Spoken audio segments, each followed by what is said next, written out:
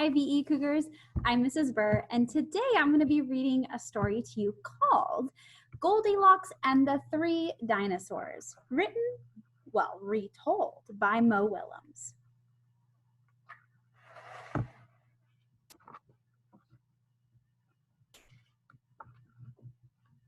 Once upon a time, there were three dinosaurs, Papa Dinosaur, Mama Dinosaur, and some other dinosaur who happened to be visiting from Norway. Home sweet dinosaur home.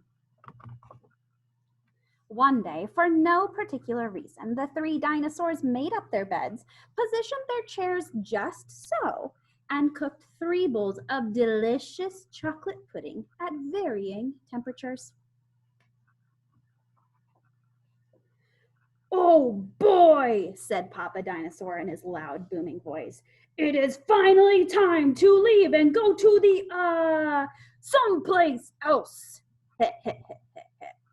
"Yes," continued Mama Dinosaur, "I sure hope no innocent little succulent child happens upon our unlocked home while we are, someplace else."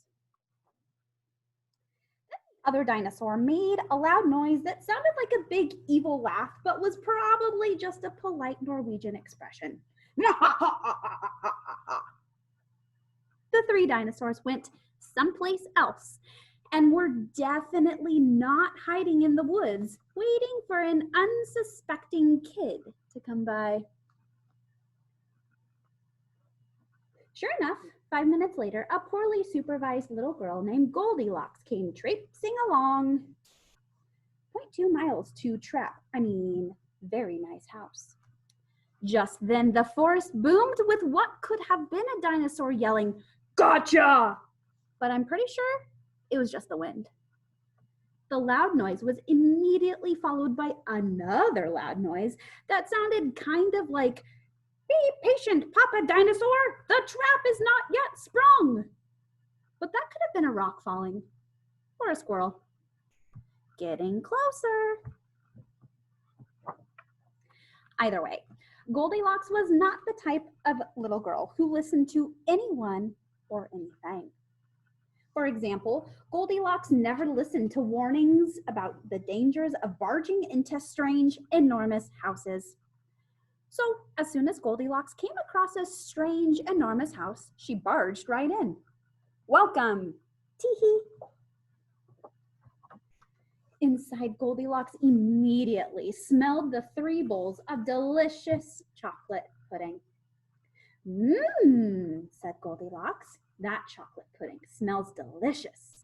If only I could get all the way to the top of that counter."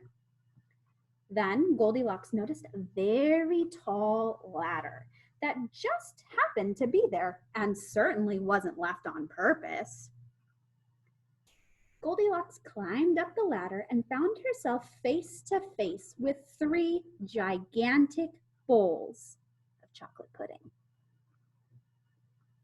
The first bowl of chocolate pudding was too hot, but Goldilocks ate it all anyway because, hey, it's chocolate pudding, right? The second bowl of chocolate pudding was too cold, but who cares about temperature when you've got a big bowl of chocolate pudding? Not her. The third bowl of chocolate pudding was just right, but Goldilocks was on such a roll by now, she hardly noticed. Soon, Goldilocks was stuffed like one of those delicious chocolate-filled little girl bonbons, which, by the way, are totally not the favorite things in the whole world for hungry dinosaurs. Tired and groggy, Goldilocks noticed 3 chairs in the living room. So she climbed down the ladder and walked out of the kitchen. The first chair was too tall. The second chair was too tall. But the third chair was too tall. Goldilocks wasn't going to climb that high just to sit in some chair, so she hiked over to the bedroom. When she got there, Goldilocks noticed that the beds were also gigantically big. "What is going on around here?" groaned the exhausted girl. "The bears that live here must be nuts." Just then, the room filled with a loud booming noise that was either a passing truck or a dinosaur gloating. A few more minutes and she'll be asleep. Delicious chocolate-filled little girl bonbons are yummier when they're rested. Even a little girl who never listens to anyone or anything had to hear that. Goldilocks took a moment to stop and think, which was longer than she was used to stopping and thinking.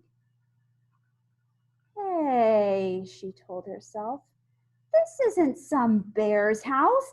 This is some dinosaur's house. Say what you want to say about Goldilocks, but she was no fool. As quickly as she could, she ran to the back door and got out of there. Wipe your talons.